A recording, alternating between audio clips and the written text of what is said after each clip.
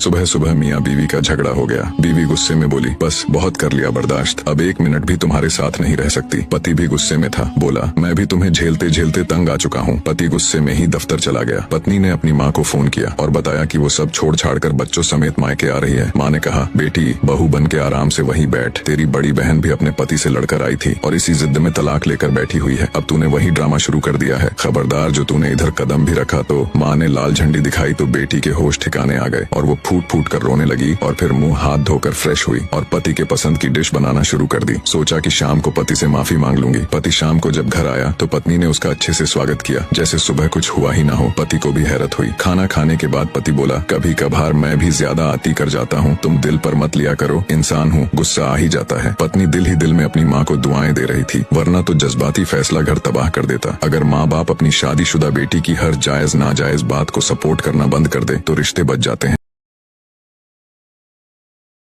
रो दोगे यह कहानी सुनकर। एक नौजवान लड़की जो अंधी थी, वह अपने अंधेपन से बेहद नफरत करती थी। उसकी जिंदगी में एक लड़का था जो उसका सबसे अच्छा दोस्त था और उस लड़के के सिवा उसे कोई और पसंद नहीं आता था। लड़का भी उसी से प्यार करता था और उसकी पूरी देखभाल करता था। वह लड़की अक्सर कहा करती थी कि अगर उसे कभी दुनिया देखने का मौका मिला तो वह जरूर उसी लड़के से शादी करेगी। एक दिन किसी ने उसे अपनी आंखें दान कर दी। अब वह लड़की सब कुछ देख सकती थी। वह लड़की जब उस लड़के से मिलने जाती है तो उसे पता चलता है कि वह लड़का भी अंधा है। लड़का उससे पूछता है, अब जब तुम पूरी दुनिया देख सकती हो, क्या तुम मुझसे शादी करोगी? लड़के को देखकर लड़की को गहरा झटका लगा। उसने कभी यह कल्पना भी नहीं की थी कि वह लड़का भी अंधा होगा। उसके मन में विचार आया कि अगर वह उससे शादी करती है तो उसे पूरी जिंदगी भर एक अंधे आदमी के साथ रहकर बोझ ढोना पड़ेगा। इसलिए लड़की ने शादी से इनकार कर दिया। लड़का आंखों में आंसू लिए चुपचाप उस लड़की से दूर चला गया। एक दिन जब वह लड़की बाहर घूमने निकली तो उसने सड़क पर भीड़ देखी।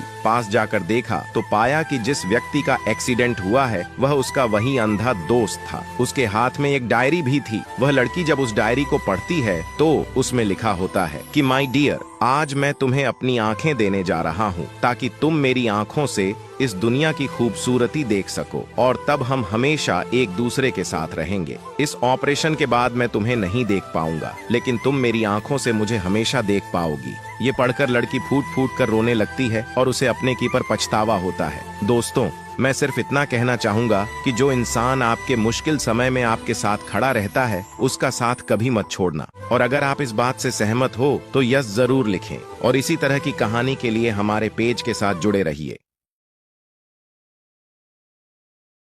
एक आदमी ने एक भूत को अपने वश में कर लिया। भूत ने कहा, मैं तुम्हारे लिए सब कुछ करूंगा, परंतु एक शर्त है कि मुझे हर वक्त लगा रहने के लिए कोई ना कोई काम चाहिए। शर्त स्वीकार हो गई। उस मनुष्य ने भूत से कहा, मेरे लिए एक मकान बन जाए। उसी वक्त एक मकान बन गया। तब उसने कहा, मुझे बहुत सी गायें और बहुत सा धन मिल जाए। उसी समय सब वस्तुएं उपस्थित हो गईं। उस मनुष्य की सब इच्छाएं पूरी कर देने पर भूत उससे कहने लगा कि अब मुझे कोई काम बताओ। उसके पास कोई काम न था जो वह उसे बताता। भूत के डर के मारे वह आदमी भागने लगा और भूत उसके पीछे हो लिया। वह भागा जा रहा था कि रास्ते में उसे एक साधु मिला। साधु ने पूछा, कहो भाई, क्यों भाग रहे हो? उस बेचारे ने भूत की सारी कथा कह सुनाई। साधु ने कहा, इसका उपाय तो बहुत सहज है। तुम एक लंबा बांस पृथ्वी में गाड़कर उस भूत से कहो कि उस पर ऊपर नीचे चढ़ता उतरता रहे। भूत तुम्हारे वश में रहेगा। जब तुम्हें कोई काम हो करवा लेना। हमारा यह जो मन है उस भूत की तरह ही है। इसकी चंचलता की कोई हद नहीं है। बंदर की तरह मन के अंदर कभी एक टहनी पर जाता है, कभी दूसरी पर, और हमें पाप जाल में फंसा ही लेता है। इसको काबू में करने के लिए भी बांस का एक डंडा गाड़ने की जरूरत है। किसी भी नाम का जप वह डंडा है जिसके साथ इस मन को लगाकर हम इसे वश में रख सकते हैं।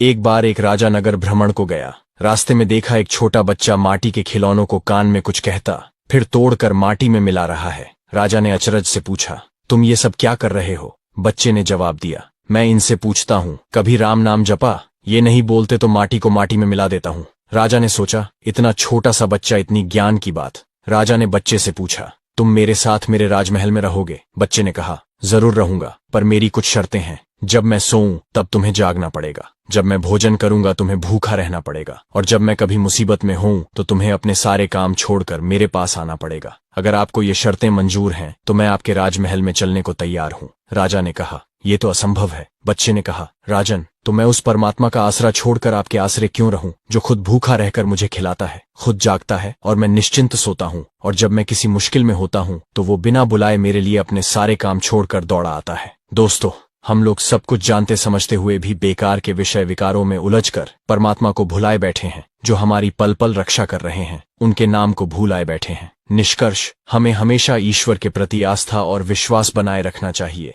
हमें ईश्वर की भक्ति और उनके नाम का जाप करना चाहिए, क्योंकि वही हमें असली सुख और शांति प्रदान कर सकते हैं। बाप बेटे की ये कहानी जरूर सुने। एक जवान बाप अपने छोटे पुत्र को गोद में लिए बैठा था। कहीं से उड़कर एक कौवा उनके सामने पेड़ पर बैठ गया। पुत्र ने पिता से पूछा, पापा ये क्या है?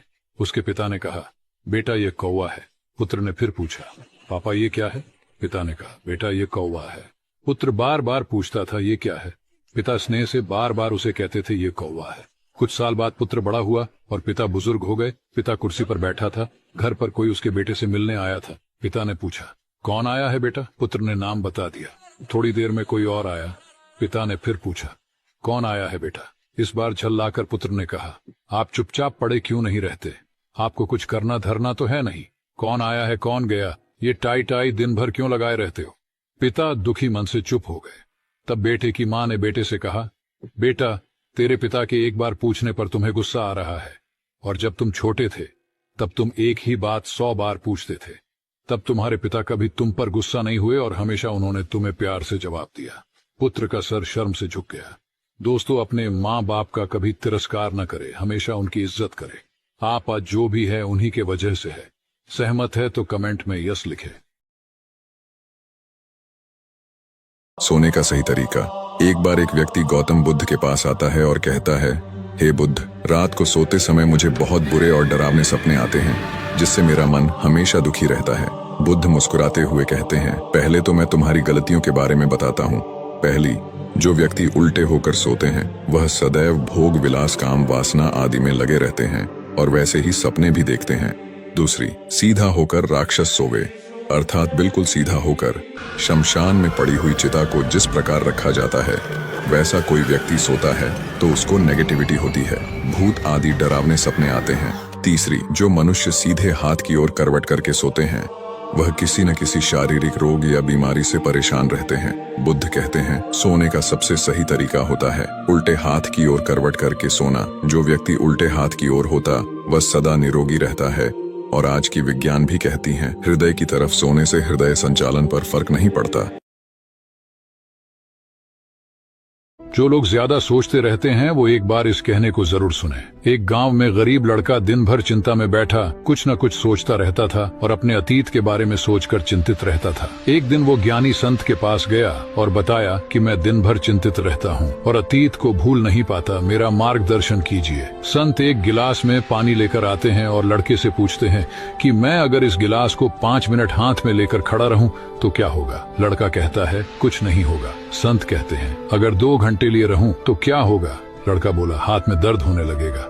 संत कहते हैं, अगर 10 घंटे तक लिए रहूं तो? फिर लड़का बोला, और ज्यादा दर्द होगा, मांसपेशियां स्थिर हो जाएंगी। संत बोले, क्यों, गिलास का वजन तो उतना ही है ना, फिर दर्द बढ़ता क्यों गया? ज्यादा देर लिए रहने से है ना। सेम ऐसे ही हमारी मुसीबतें हैं, अगर हम सिर्फ एक बार सोचकर भुला दें तो कम दर्द होगा। अगर अतीत को सोचते रहेंगे अपना आज भी खराब कर लेंगे। इसलिए अतीत को भूलकर आज को जिए, तभी आपका भविष्य सही होगा। स्टोरी के लिए एक लाइक तो। एक राजा ने अपनी बेटी की शादी के लिए बड़ी अजीब सी शर्त रखी कि जो व्यक्ति महल के सबसे बड़े कमरे को किसी भी सामान से भर देगा उसका विवाह राजकुमारी के साथ कर दूंगा और उसे अपना आधा राज्य भी दूंगा। मगर शर्त ये थी कि सामान की कीमत 100 रुपए से ज्यादा नहीं होनी चाहिए। एक से बढ़कर एक बुद्धिमान व्यक्ति और राजा महाराजा आते हैं। किसी ने उस कमरे में 100 रुपए का गाय चरने वाला भूसा डाला तो कोई 100 रुपए की रुई लेकर आया तो कोई कुछ, पर कमरे को भरने में सभी असफल रहे क्योंकि कमरा बहुत बड़ा था। राजा भी चिंतित हो उठा कि कहीं मेरी पुत्री बिन ब्याही ना रह जाए। तभी वहाँ एक नौजवान किसान आया और राजा से बोला कि महाराज मुझे भी एक मौका दीजिए। राजा ने उसको भी 100 रुपए दे दिए। थोड़ी ही देर में नौजवान किसान राजा को कमरा देखने के लिए बुलाता है। राजा जैसे ही कमरे में आता है, किसान उसे 99 रुपए वापस देता है और कहता है, ये देखिए महाराज, मैंने सिर्फ 1 रुपए की मोमबत्ती की रोशनी से पूरे कमरे को भर दिया है। राजा उससे बड़ा प्रसन्न होता है और उसे अपना आधा राज्य देकर राजकुमारी का विवाह उसके साथ कर देता है। निष्कर्ष, जीवन के अंधकार को भी बाहरी साधनों से नहीं बल्कि आत्मज्ञान और विवेक के प्रकाश से ही मिटाया जा सकता है। नाग देवता बोले, जिस दिन तुम्हारा पुत्र 12 वर्ष का हो जाएगा उसी दिन सांप के डसने से उसकी मृत्यु हो जाएगी। ब्राह्मण बोला, 12 वर्ष ही सही, मैं कम से कम अपने घर संतान का मुंह तो देख लूं। तथास्तु कह नाग देवता अंतर्ध्यान हो गए। आज 12 वर्ष पूरे हो रहे हैं, इसलिए मेरा बेटा आज मर जाएगा, अपनी बात पूरी कर। ब्राह्मण राजा विक्रमाजीत के सामने जोर जोर से रोने लगा। पूरी कहानी सुनने के बाद राजा भी असमंजस में पड़ गए। थोड़ी देर सोच विचार कर बोले, कोई बात नहीं ब्राह्मण, तुम चिंता न करो और जैसा मैं कहता हूँ वैसा करो। ताजा दूध और ताजा फूलों का प्रबंध करो। राजा के कहे अनुसार ब्राह्मण के लड़के को सबसे अंदर वाले कमरे में सुला दिया गया और उसके बिस्तर से लेकर बाहर के आम रास्ते तक हर जगह पुष्प बिछा दिए गए और थोड़ी थोड़ी दूरी पर दूध के कटोरे भर भर कर रखवा दिए। आधी रात हुई तो नाग देवता ने प्रस्थान किया। पुष्पों से सजा मार्ग, जगह जगह ताजा और मीठे दूध के कटोरे देख नाग देवता बहुत प्रसन्न हुए और बालक के कमरे तक जाते जाते वे पूरे दयालु हो चुके थे। अपनी इतनी सेवा देख नाग देवता ब्राह्मण पुत्र के प्राण बख्श देते हैं और उसे चिरंजीवी का आशीर्वाद दे लौट जाते हैं। निष्कर्ष, जीवन में सेवा, भक्ति और सकारात्मकता का मार्ग चमत्कारिक परिणाम ला सकता है।